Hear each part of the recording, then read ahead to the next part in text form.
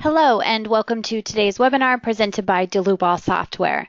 Today we'll be working in our finite element analysis and design software, RFEM. The topic for today's webinar is design of structural glass systems in RFEM. My name is Amy Heilig. I'll be your presenter. I'm the CEO of the US office and also a technical support and sales engineer. We are located in Philadelphia, Pennsylvania. My colleague Uli Lex will be your moderator, answering any questions you may have. He's a product and customer support engineer located in our Leipzig, Germany office. If the control panel does seem to get in your way when you logged into this GoToWebinar, feel free to show or hide that with the orange arrow up at the top.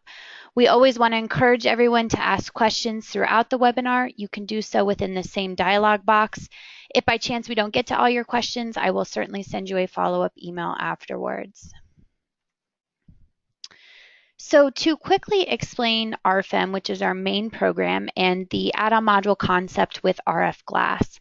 So RFEM, as I mentioned, is our main program where we can completely model and load our entire structure. And the modeling would include other materials like steel, concrete, aluminum, timber. We can integrate with BIM software such as Revit, Tekla, AutoCAD. We can fully create our load cases and generate our load combinations, whether that's according to the ASCE 7, the NBC standard, or many other international standards. And finally, we can run a full analysis to get things like deformation, support reactions, internal forces for our members. The add-on module RF glass simply allows us to define our different glass layers. So for laminated glass, insulated glass, we can individually define those layers. We also can account for things like climatic loading, temperature differences, altitude differences. The program will automate that for us within this add-on module. And finally, we can run a stress analysis and see our stress ratio check, as well as serviceability, and view all of those results within the RF glass add-on module. What's nice is that you'll be able to individually see the stresses for each layer, which we'll be taking a look at for examples today. So there are three different types of glass structures. The first is single layer glass. Now, when we are considering the use of our add-on module RF glass, we have two options when it comes to single layer glass. We can run a calculation according to a 2D calculation utilizing plate theory. The second option is a 3D calculation utilizing solids. So this would, instead of using 2D surface elements for plate theory, for solids, we will utilize three-dimensional finite elements. Now, both have their pros and cons. Obviously, a 2D calculation is going to be a little bit quicker, maybe not as detailed of results as you would see with the 3D calculation with solids. The second type of glass is laminated. Now, with laminated, we have two or more glass panes with a foil or resin layer in between. For this option, we also have 2D and 3D calculations available. So the first 2D calculation considers shear coupling according to plate theory. With the shear coupling and the 2D option, we will consider this a rigid shear coupling. And you can see that indicated by this picture here, showing the cross-section of the layers and the rigid coupling at the ends. Now, as far as the 2D calculation without shear coupling, this is still according to plate theory. Well, there will be no relationship in terms of the shear transfer between each of the individual layers, indicated by this second picture here. The third option is with solid. So what's nice about this is that we will actually account for the shear stiffness between those intermittent layers to come up with the exact shear transfer between the shear couplings. The third type of glass structures is insulated glass. So this would include glass panes separated by a primary seal, a secondary seal, a spacer, and then that gas layer. And this is indicated by the picture over here on the right. Now, for this type of glass structure, we will always run a 3D calculation with solid elements according to a large deformation analysis. And for this large deformation analysis, we utilize the Newton-Raphson method. So plate theory is not available here because the gas layer adds too much complexity to these glass surfaces. When we launch RF glass, there are two different calculation types that we need to choose from, either local or global. So our first example today will utilize a global calculation. Now this considers the entire model within Rfem. So things like supports, nodal supports for today, boundary members, those are all taken from what we've modeled in the main program Rfem. Now the analysis options for a global model is 2D only, so we can only run this according to plate theory with a linear analysis. So something like insulated glass would not be available for a global calculation. Now, the other calculation type is local. So this is where we will actually be looking at an individual glass surface only. Things like support types, boundary members, those have to be redefined within RF glass. And this provides us with the opportunity to get a little bit more detailed when it comes to the support types, where they're exactly framing into the surfaces or the solid elements in this case. Now for local, we also have the ability to run either a 2D or 3D, plate theory or solid. And so that further allows us to run a linear or large deflection analysis. So this will be our second example today, utilizing the local calculation.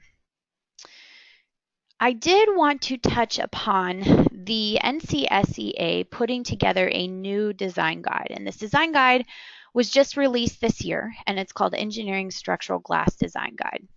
And to phrase it exactly how they phrase it within the design guide itself, it's to collate relevant design references, requirements, and analysis methods into a single source for easy reference. I believe that when it comes to glass design within the US, it's a little bit difficult because unless you're an expert, there's really no clear-cut design path to take with glass.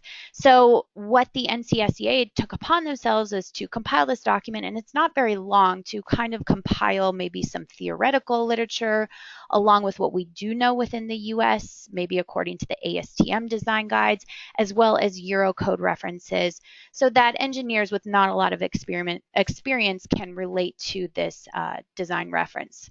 So I did want to touch on Chapter 6 with finite element analysis. This design guide goes to state that, of course, we can always run hand calculations for glass design. But at some point, these models may get a little bit too complex, so that's when we should turn to a finite element analysis software. They also refer to global and local, but this is a little bit different terminology than what I just discussed with our global versus local. With the global model within this design guide, they state that the glass elements can be simplified into 1D member elements. Now, this might be most beneficial just to gather internal forces, the load path, things like reactions, and to run a simple linear static analysis. Now, by all means, this is possible within RFEM as well. The other option when we need to get a little bit more complex is to run a local model. Now, local models in the design guide, they reference 2D and 3D elements. So this is what we're doing with RF glass, with surface elements and solid elements. Now, this is more applicable for getting behavior on plate bending, things like shear transfer, which we just touched on. As far as material nonlinearity, the design guide states that glass is a linear material model. Well, we also consider it an isotropic linear elastic material, but that nonlinear connection should be considered. Now, this might be more relevant for something like point supported glass. We can also take into consideration these nonlinear connections with things like contact solids, and we don't have time to focus on something like point supported glass connections today, but I do plan to do a follow-up webinar sometime within the coming months to maybe more focus on this.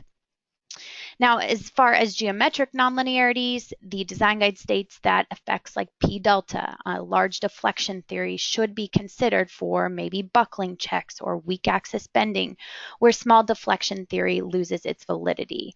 Well, in our program, utilizing RF glass according to a large deflection theory with solid elements, we would cover P delta as well as large deflection theory as well. So that is also possible.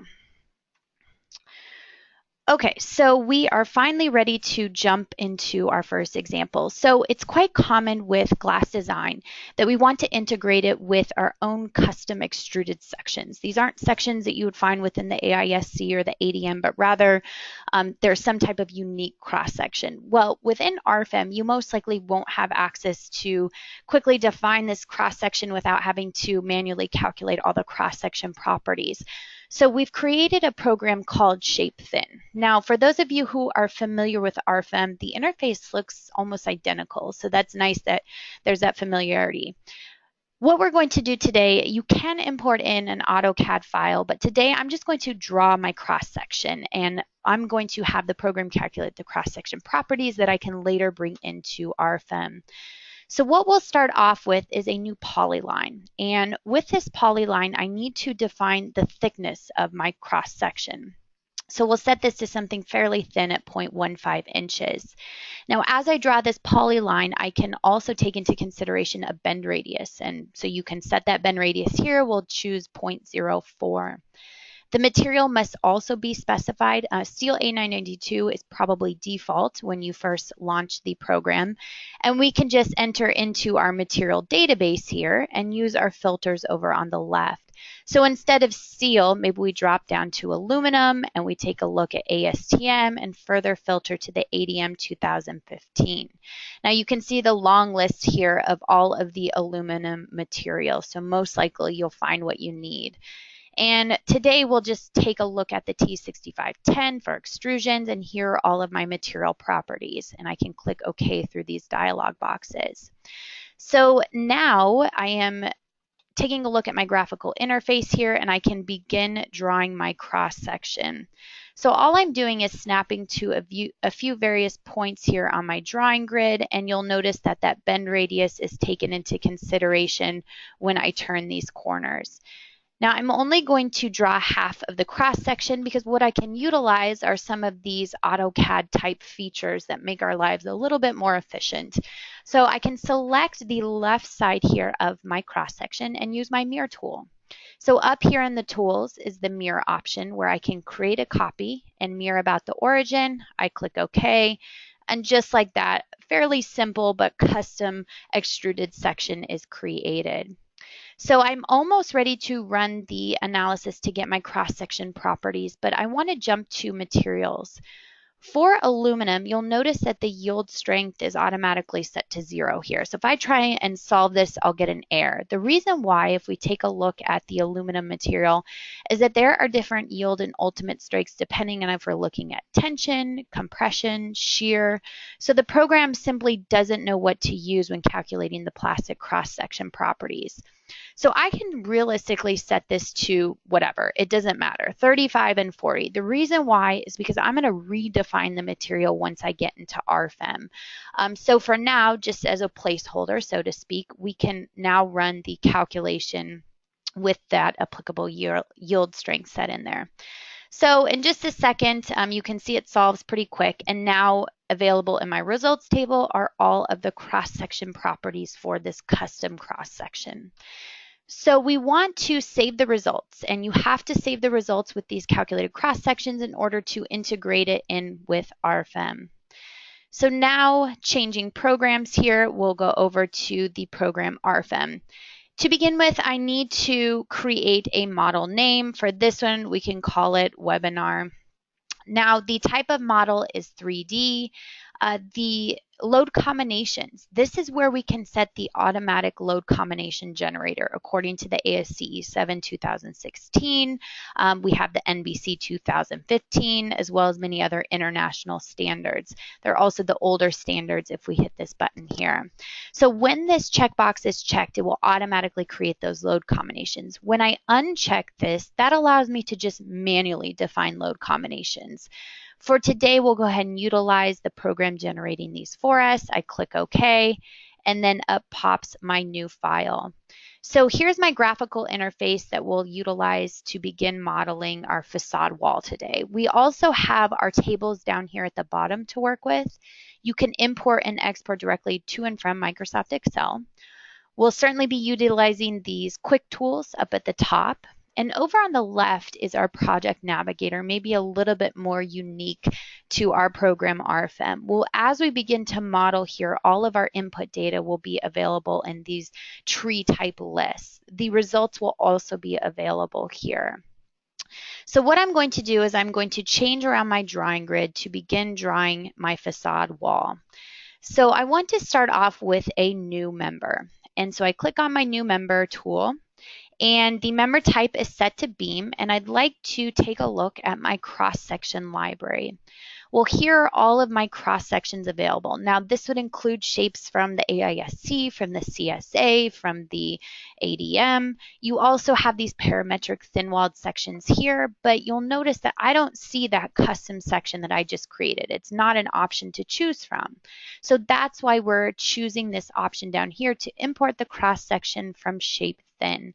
Then I just simply navigate to where I saved that file, and there's my custom cross-section available to me. So once I load this, I can also modify the material here. So perhaps this was set to steel A992 or whatever default material was in the program.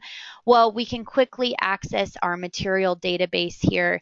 Again, this looks familiar. This looks like exactly what we saw in shape thin. We can filter on the left to the ADM 2015 to choose our T6510 for extrusions.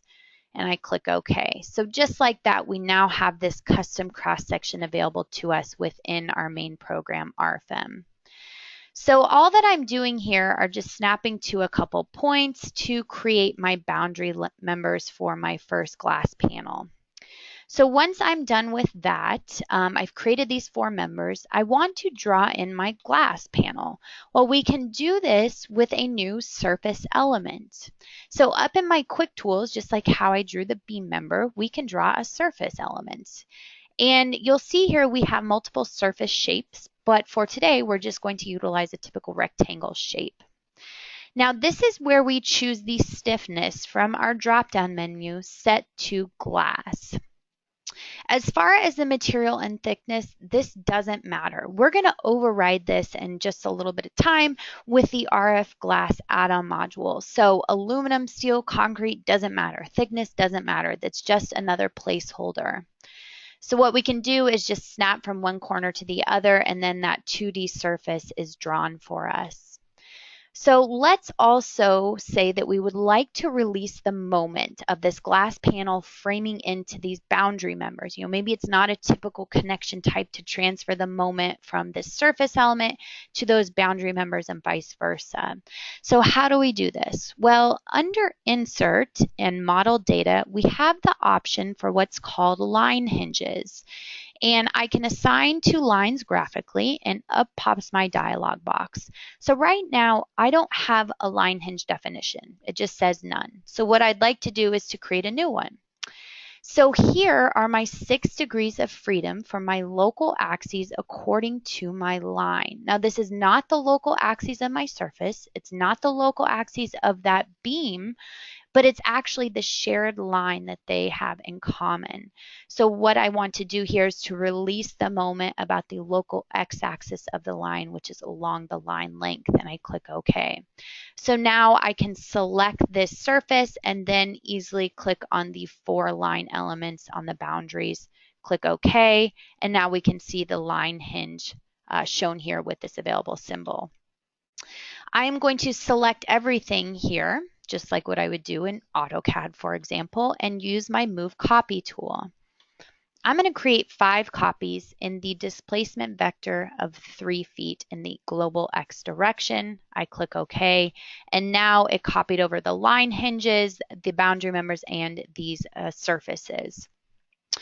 Well, I've decided that for this 3rd panel and this 5th panel, if I hold down my Control key, highlight them, and I hit Delete on my keyboard, I want to subdivide these into smaller glass panels. Well, for this, I want to draw a new member again. Now, my shape thin section, along with my material, aluminum, has already been set. I don't need to redefine that. So I'm utilizing the same shape and the same material. All I need to do is to click OK, and then I can begin modeling here to create some smaller glass panels. And we'll go do the same over here, but we'll just subdivide this one in half, and I can right click. Now I'm going to utilize this tool up here to connect all of my lines, and that just creates a node here and separates these members. Now you'll notice that I obviously lost my glass surfaces, so we want to go back to draw a new rectangular surface, set the stiffness to glass. Remember, the material and thickness don't matter at this point. We're just really defining the geometry at this point. So snapping from one corner to the other, I can quickly take into consideration these smaller glass elements. Now I've also lost my line hinges. So under Insert, Model Data, Line hinges, assigned to lines graphically. We've already defined the type. I don't need to redefine that.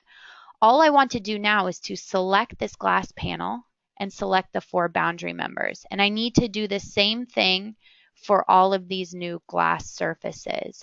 So you can see the benefit here of utilizing that Move Copy tool so that we don't need to individually apply these line hinges to each surface like we're doing now for these smaller segments. So we'll go ahead and do the same thing for the 5th panel point location, and finally for our smaller panel here, we are done. Okay, so the geometry is pretty much accounted for, but there's one thing I'd like to adjust.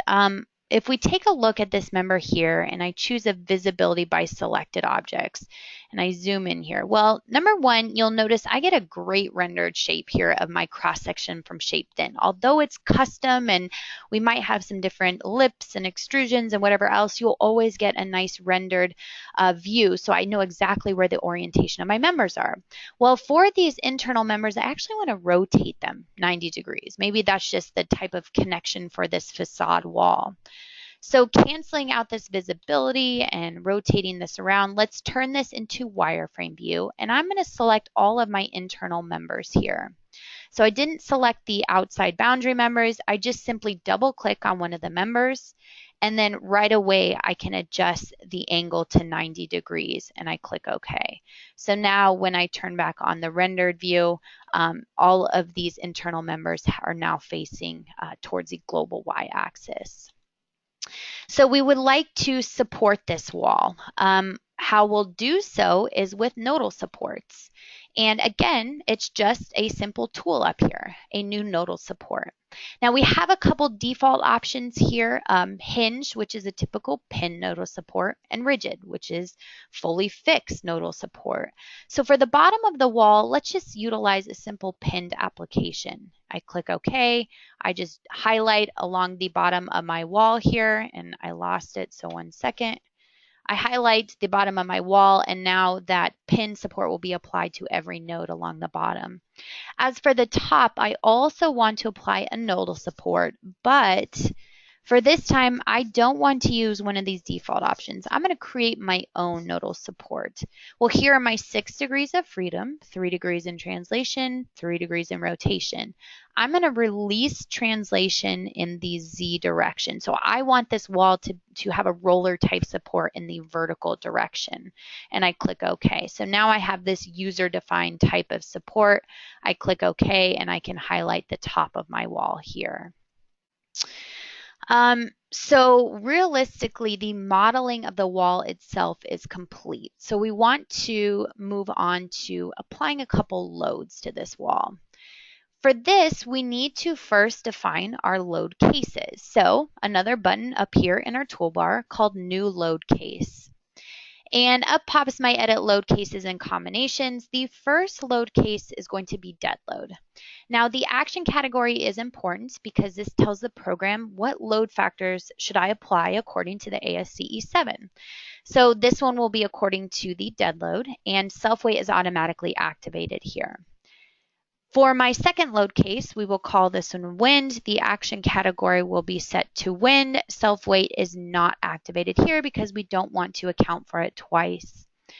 The combination expressions tab. This is the program telling me, okay, I'm going to generate all the LRFD load combinations, which we can see here, and I'm going to generate all of the ASD load combinations. Now, to see these individually listed out, let's go to the load combinations tab, and here are my 3 LRFD load combinations and my 3 ASD load combinations. Now, this is a fairly short list because we only have 2 different load cases defined. So once I'm done setting up my load cases and load combinations, I need to actually apply a load to this wall. So to apply a load, you want to make sure, and by the way, we can see now these load cases and load combinations generated for us here. Let's make sure we're in the LC1 dead load. So for dead load, I'm going to make the assumption that I only want to apply self-weight here. Well, remember that's already accounted for within the load case itself, so I don't need to do anything further. As for wind load, I scroll to wind load, and I do want some type of surface wind load acting on the face of this wall. So what I'm going to do is I'm going to go to a new surface load. Here, I'm going to apply a force, and the load direction is going to be in the global Y direction. So you can see here my global axes, and I want this load acting on the face of this wall. The load distribution is going to vary in the vertical direction. And what do I mean by that? Well, at the top of the wall, I would like the magnitude to be something around 25 PSF. But at the bottom, let's decrease that slightly to around 20 PSF. The thing that I do need to define is to tell the program, well, what's the top of the wall? What's the bottom of the wall? How do I want to vary this? And that's easy enough to do by just choosing any arbitrary point first at the top of the wall and a second point at the bottom of the wall. And now the program knows what magnitudes to associate at which points. I click OK. And then I just simply highlight my entire wall. And just like that, we have our wind load applied to the surface here, which is varying in the Z direction. So pretty simple for our loads being applied today. We can see the load combinations here with the load factors applied for dead load and wind load and so on. So one final thing to do before we jump to the RF glass add-on module, and that's to take a look at our finite element mesh. Well, these are surface elements, so we want to obviously take a look at the FE mesh settings to make sure that we're going to get accurate results. Under Calculate FE mesh settings, the global FE mesh length is always set to 1 foot for a new file or a new model within RFEM. Well, let's leave it as the default, and here I'm going to regenerate the FE mesh once I click OK. And I can see here that my FE mesh is a little bit too large. I only have 3 FE mesh points along the width of these glass panels. This really just isn't ideal to give us accurate results. So it's always suggested that we need to go smaller than this. Now this will increase our solution time slightly, but in turn, of course, we need to see accurate results. So under Calculate FE mesh settings, let's try something like 0.25 feet, and we can regenerate this again. Well, this looks much better, and I know that's a little difficult to see, but maybe we turn this into wireframe view. We can see the FE mesh settings along the width is much smaller, so that looks much better. Okay, so the geometry, the loading, the FE mesh, everything's done, but remember we still have these aluminum surfaces here. So this is where I want to launch the add-on module RF glass. Everything you've seen up until now was in our main program, RFEM. So in our project navigator, well, here is our long list of add-on modules. As you can see, RF glass is one of them. So we can launch this add-on module and up pops nothing more than a dialog box. Now, as I mentioned within the PowerPoint, we need to first choose the calculation type. And for this, our first example, we're going to utilize the global calculation. The standard is set to none because we're just doing a stress analysis and design. These surfaces that we're designing for, well, you can see they're all highlighted here because they're all being selected for design, but by all means, you don't need to choose every surface if you're not interested in it. For the ultimate limit state design, we'll choose our 3 LRFD load combinations, and our serviceability, we're choosing our 3 ASD load combinations. As I mentioned, we can also check deflections.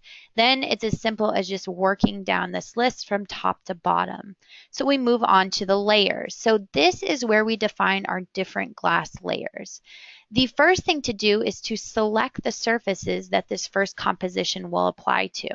So I can highlight them all, and you can also create more than one composition. So maybe these smaller panels, I wanted to use a thinner glass. Well, you could certainly do so all within the same model by assigning different surfaces to different compositions. So we're going to utilize laminated glass. The first layer type is going to be glass.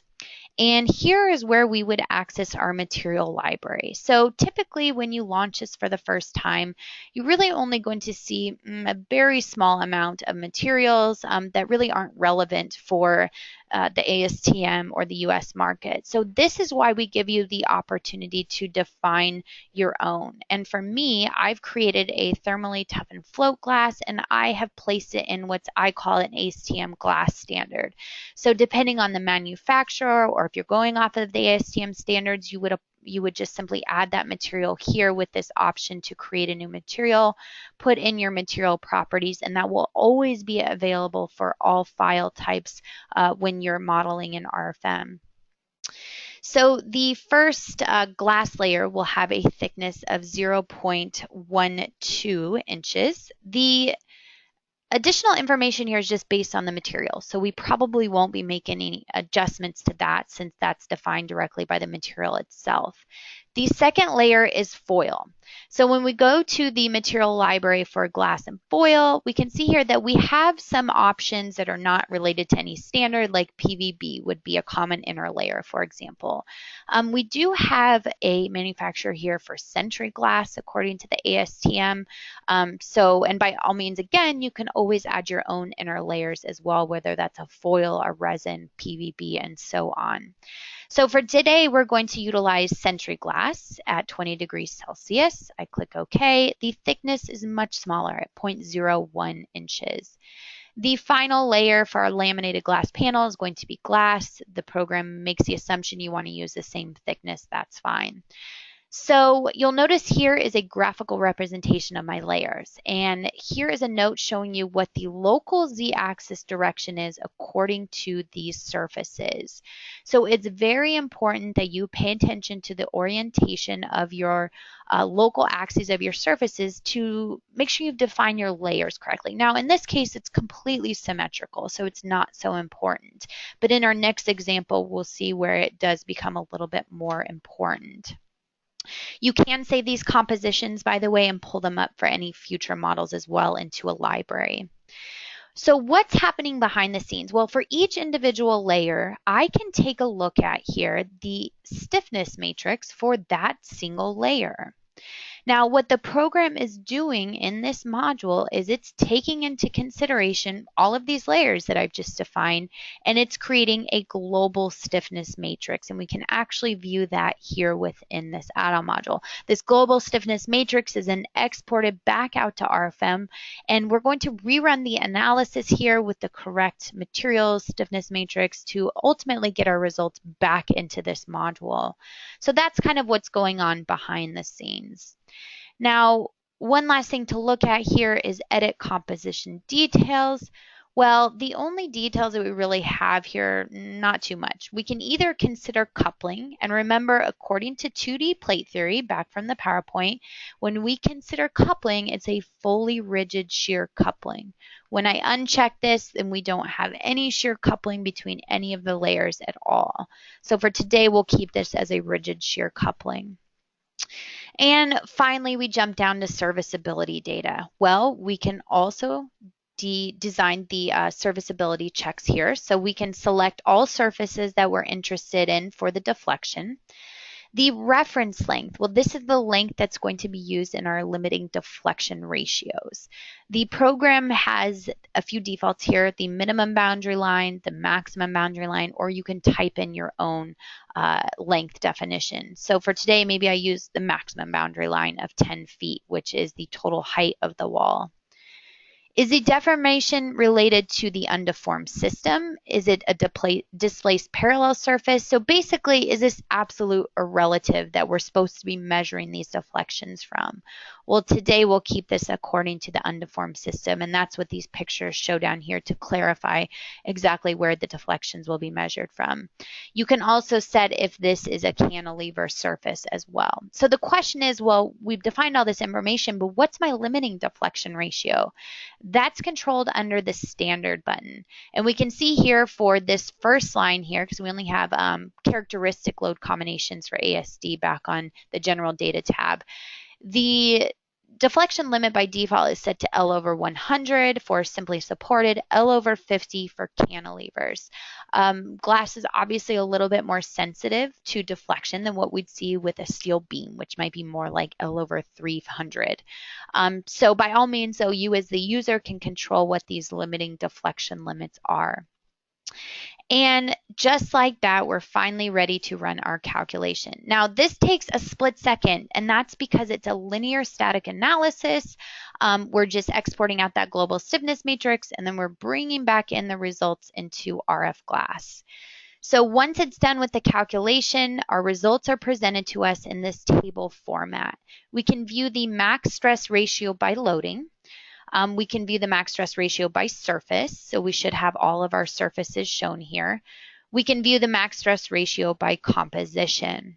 So when we're looking at this table, and this is the max stress ratio by surface, you'll notice that as I'm scrolling here through my table to different values, the program is highlighting in the background exactly which surface I'm looking at. From there, we can take a look at our normal stresses in the local XY axis, our shear stresses, our normal principal stresses as well. And ultimately, we're seeing the required stresses based on the analysis, as well as our limiting stresses, which is just based off of our materials, and finally, a ratio check for our stress design. The program gives you the summary here. So out of all these surfaces, the max ratio is 0.31, so relatively low. And we have our nice green smiley face here because he's less than 1.0. If you're seeing a red sad face there, then you know that you probably are a little overstressed and you're over 1.0. The max displacements, this is our serviceability check. So we can see the displacements based on the analysis. We see our limiting displacements based on that L over 100 ratio. And then we have a serviceability ratio given to us, with the controlling one being 0.61 along with our green smiley face. So remember, for any of these tables, you can export directly to Microsoft Excel for further sorting. So obviously Microsoft Excel is going to have much more capabilities when it comes to that. The parts list is also given here, which is a material takeoff. So we will also give you that information. Now, the tables are nice, but it's also beneficial to jump to our graphics view. So with our graphics view, we are technically still within this add-on module. You can see it here from our drop-down RF glass, but we're viewing all of our results graphically back within RFEM.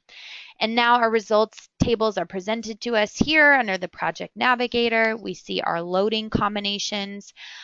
From here, we can view the two different glass layers. Remember, we have one on the inside and one on the outside. And even furthermore, you can view the top, the middle, or the bottom stresses for each layer. From here, the stresses are given to you that you can scroll through, whether that's shear stresses. Maybe you want to take a look at ratios here for, however the stress checks come out. And that's all available to add to your printout reports. Maybe you want to make section cuts through this, so everything is possible here graphically.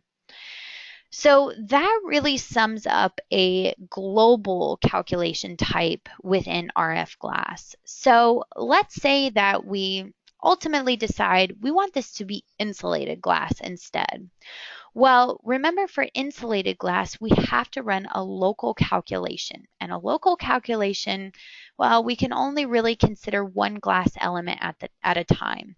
So we're going to take one of these panels, and what I did under a different file here is I've just simplified it. So I just took one of those glass panels, kept the supports, kept the boundary members. I even kept these same wind loads the same. And for the second example today, utilizing insulated glass, we want to launch RF glass again. Now, when we launch this add-on module, the calculation type here will now be set to local. The standard is still set to none. The surfaces that I want to design, well, we only have one surface here, so let's move forward with this one. As far as the load combinations, I'm actually going to come back to this. Right now, I'm just going to put a simple placeholder in for my LRFD design. And the reason why is we're going to make some adjustments here with climatic loads later on. So in just a minute, we'll get back to this. In the meantime, we simply move up or down our list over here. And you'll notice a few more tables are available now. So the first thing for our layers, and this should look familiar, we want to select our surface here, surface number 3. The layer type is going to be glass, and I still have my thermally toughened float glass from the ASTM with a thickness of 0.22. The next layer is going to be gas, and this is where we can utilize our material library here. We have a few gases implemented. Again, you can always add your own gas. For today, we're going to utilize argon with the gas properties given here. The third layer is going to be glass as well at 0.22 inches. The fourth layer is going to be my foil. And again, I'm going to go back to my material library here, and I'm going to choose that Sentry glass for 20 degrees Celsius. I click OK. The thickness is 0.01 inches, and my final fifth layer is going to be glass again at 0.22 inches. So there are my 5 layers. Now you can see the profile here of our different layers, and this is why it's incredibly important to pay careful attention to your local z-axis. Even more so with insulated glass, the program has to determine what's the external side and what's the internal side. So if these don't match up to what you'd like to see, in our case, we want the gas closest to the external side, then you need to make some adjustments here with your layers to make sure that those match up. Let's take a look at the composition details. So this is quite a bit more information than what we saw with our last example. Remember, we only had shear coupling to consider here. Well, now you can see the method of analysis is automatically set to a large deformation analysis. And this is because we have introduced a gas layer into these glass surfaces. And we run this according to a Newton-Raphson. The modeling of the laminated glass. So this is interesting here. This will also be a 3D calculation utilizing solid elements. So by the way, in the background, once we run an analysis, that 3D model is going to be created with solid elements instead of surface elements. So what we can do here to consider coupling, we also have to utilize 3D elements for the laminated portion of our glass. But if I uncheck the coupling, then it will automatically use plate theory for the laminated portion of my glass here. Today, we're going to consider coupling and just utilize solid elements throughout the entire surface of this glass panel. Save created temporary models. So I just mentioned that in the background, the program is going to regenerate this entire RFEM model. And instead of 2D surface elements, it's going to create 3D solid elements. And that's all going to go on behind the scenes, but you do have the ability to save that created temporary model and to actually pull it up like you would any other RFEM model. And I'll actually check this here and I'll show you what one of those looks like. Then we just have some further FE mesh refinements here, and we can click OK. So line supports and nodal supports. You remember from the PowerPoint, I said that you have to redefine your support types with a local calculation. Now the program does, so technically these support types shown in RFEM now will be completely ignored. That's why we need to redefine it here. But the program is smart enough to make an attempt at defining what you already have drawn in the RFEM model. So as you can see here, my 2 support types are shown, and the program has some support type defaults here. Now, these support type defaults, if you want to find out more information, number one, you can click on any of them and you can see our 6 degrees of freedom here and how exactly the program is supporting each glass layer. Remember, we have 3 glass layers for this insulated panel, so the program will support as such. Now, if you want any more information, our help file under this little question mark here in the corner really explains a little bit more clearly what's going on. Now, in our case today, I don't really like what the program is suggesting. So instead, I'm going to take this and I'm going to individually define my support types. So the first one will be node number 4, which is my lower node here. And instead of hinge type 3, I'm going to choose user defined. So now when I scroll in here, we can see our different glass layers along with our gas right here, but I can only support the glass. So for my middle layer of glass, I'm going to set this to none. I'm only going to support layer number 1 and layer number 5 at the center line, and I'm going to apply a basic pin support at these locations. Now, let's go ahead and graphically select a couple different nodes here. So we're going to select the upper 2 nodes, and this will also be user defined. I'm going to not support the center layer, and as far as layer number 1 and layer number 5, I'm going to release the X and the Z here. So now we have some type of roller support, and I can zoom up here to see these nodal supports being applied up here to the top. So they're a little large, but essentially you get the picture. It's being applied to those different glass layers. And finally, we have one more node to define, and that's in the lower right corner. I click OK. Again, we can zoom out here to view that in the smaller picture. And we can zoom in. Now for this same concept, we're going to go to user defined. We're not going to support the center layer. The 2 outer layers remains a pin support, but I want to have sliding in the X direction. So now I have manually defined these support conditions. So you can see a huge difference here of utilizing those 3D solid elements and how much more detailed you can get with your support types. Now, the boundary members, same concept as our support conditions. If I zoom in here, well, here is my custom cross-section from Shape Thin. But I need to tell the program where exactly to apply these boundary members. How do they frame into these glass panels? Well, again, the program makes some suggestions here. They say, you know, the program notices, hey, I see boundary members in Rfem. Let me go ahead and attempt to put them into this glass module as well. Well, this is where you can see we have glass layers 1, 3, and 5 that we can apply it to, and even more so, you can apply it to the upper edge, the center line, or the lower edge. For this case, we will just keep the program suggestions for the boundary members. Climatic load parameters. So this is where we want to take into consideration differences in temperature loads, atmospheric pressure differences, altitude differences. And the reason why is because maybe this glass is being manufactured at a different location than where it's actually being installed. So with this, the program will automatically calculate and figure out what all these gas pressures should be based on this criteria. So you can see here that we have climatic load for summer and climatic load for winter.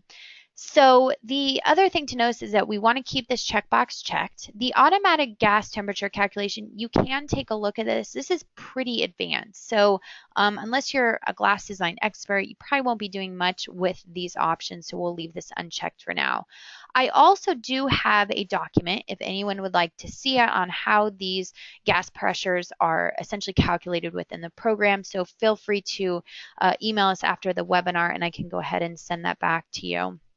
So not to get too complicated within here, the first thing that we need to do is just to put in some information. Number one, where is this glass panel going to be manufactured and what is that atmospheric pressure? Well, let's assume it's somewhere at sea level where the atmospheric pressure is around 14.7 psi.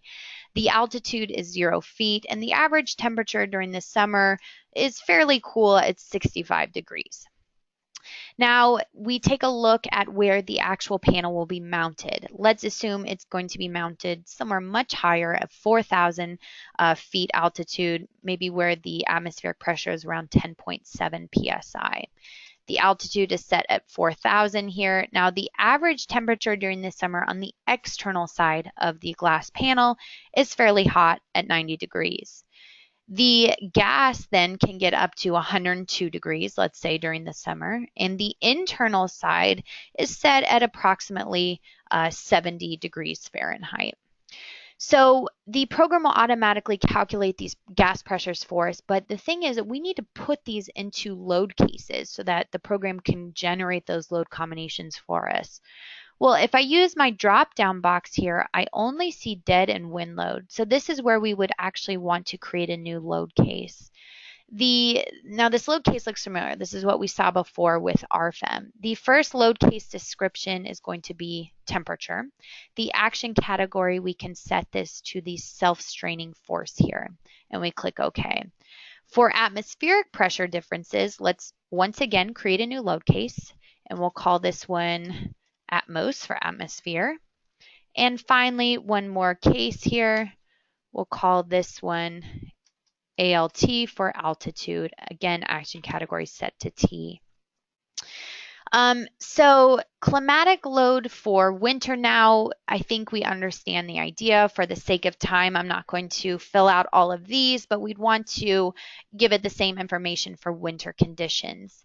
Now, the load cases for climatic loads, what we can do is still utilize these same load cases that I created for summer. And that's because the program is smart enough to recognize that, hey, the gas pressure that's happening during the summer isn't going to occur with the winter. Those won't occur at the same time. So what it's going to do is to create two separate load combinations, one for summer and one for winter. So that's why we can utilize these same load cases.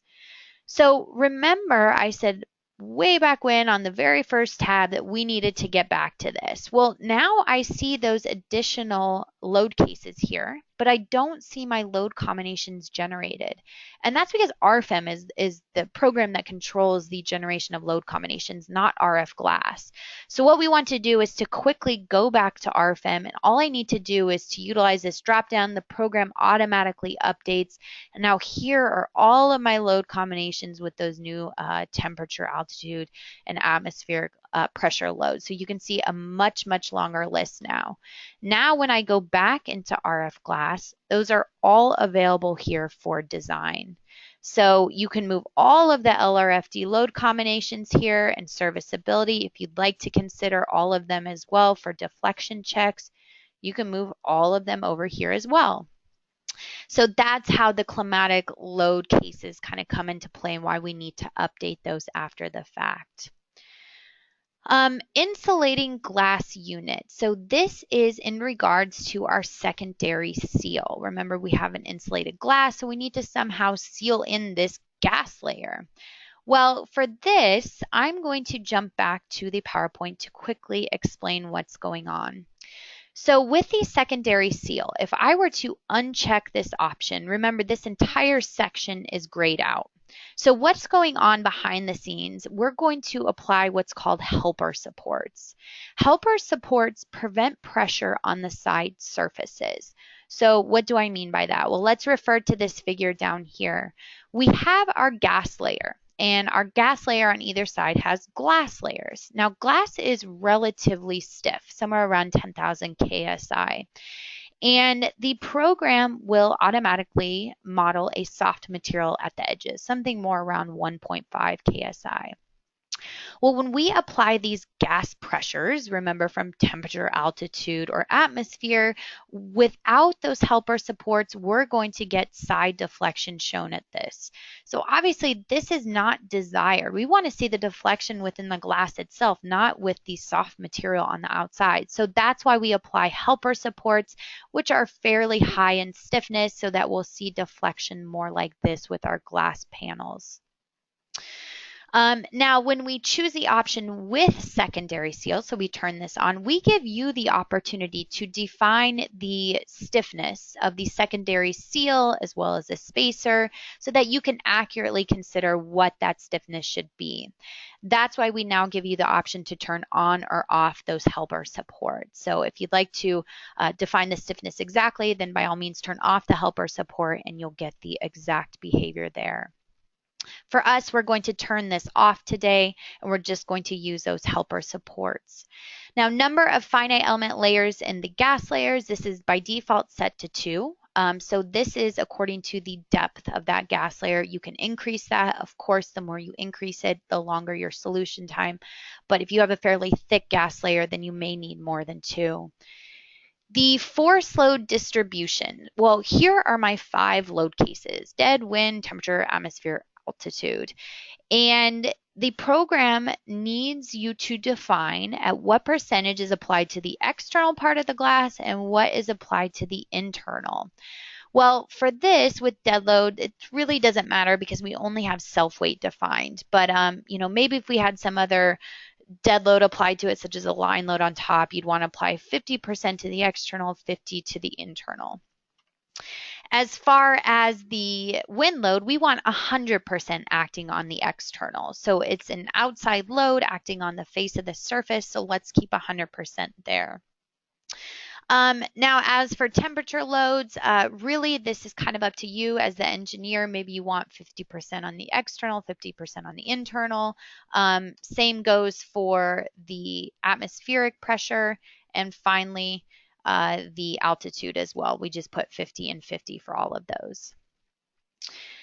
Lastly, serviceability data. We actually don't need to go through this in detail again because it's exactly the same thing that we saw before. We're going to choose our maximum boundary line of 10 feet. We're still comparing to that L/100 deflection ratio, and the deflection is based on the undeformed system. So now we're finally ready to run our calculation. And as you can imagine, we now have a lot of load combinations to solve for, not to mention the program behind the scenes is creating these 3D models, generating the gas pressure. So it takes a little while to solve. So instead, I'm going to jump to an already solved model here. And essentially, this is what would be presented to us within the glass module. This looks pretty familiar. We'd see max stress ratio by loading, by surface, by composition. So as we can see here, we only have one surface. And we can take a look at, again, our normal stresses, our shear stresses, and ultimately we're going to get a controlling ratio here for our stress design. For this one, relatively low, 0.19. Again, we can check displacements. The controlling ratio here for a serviceability check is 0.43. And a new table would be gas pressure. So again, as I mentioned, the program is smart enough to determine that there needs to be 2 separate load combinations, one for summer. So here's load combination 2, and here's load combination 2 for winter. Same thing for load combination 3. You see summer and winter. So these are the different gas pressures you're going to see based on summer versus winter. Now, of course, it's always beneficial to jump to the graphics, and here is my very, very long list of load combinations. Now, this was an exhaustive list. Maybe for your design purposes, you don't need to consider all of these different scenarios, but it is possible if you'd like to. So basically from here, we're just choosing, a single load combination to view graphically, and just like what we saw with our global example previously, we choose one of the glass layers. So this time we have 3 glass layers, layer number 1, 3, and 5. Then we can view the stresses for all of these different layers and all of these different load combinations. So really, that's what I wanted to show you with the results of this local model. But there was one other thing that I mentioned. I told you that we were going to save these generated models that the program's creating behind the scenes for our solid elements. So I went ahead and this is the model that I have saved in my folder, and the program will automatically generate 3 additional models. You can see it here RF glass summer, RF glass winter, and then we have one with RF glass without those climatic loadings according to temperature. So for this, if I open up one of those, this is what you're going to be seeing. The program automatically generated your exact same model behind the scenes, and you can pull it open here just like what you would with any other RFEM model. So maybe jumping to the display type here, let me turn off the display of my members. Maybe I turn off the display of my nodal supports, and let's zoom in here. So now you can see instead of a 2D surface, the program is automatically creating these solid elements to represent each layer. Here's my gas layer, here's my glass layer in the front, here's my laminated glass in the rear. So the other thing you'll notice too, these are my helper supports. Those are those rigid connections that the program's placing at the edges to make sure that we get desired deflection. Again, the boundary members are shown here. Here's my custom shape thin section shown, and as well as the nodal supports. So those nodal supports are defined on the individual layers that I applied it to. So this is what's going on behind the scenes. And even further, you can take a look at the applied loads. We have the temperature loads, the atmospheric pressure shown here. So again, I've applied 50% to the external, 50% to the internal. You can vary this how you see fit, but this is what the program's coming up for those gas pressures applied to the surface, applied to the solid elements based on those calculations. Same thing with altitude as well. So kind of interesting to seeing what's going on behind the scenes with a local calculation. Okay, so now back to the PowerPoint to conclude this webinar.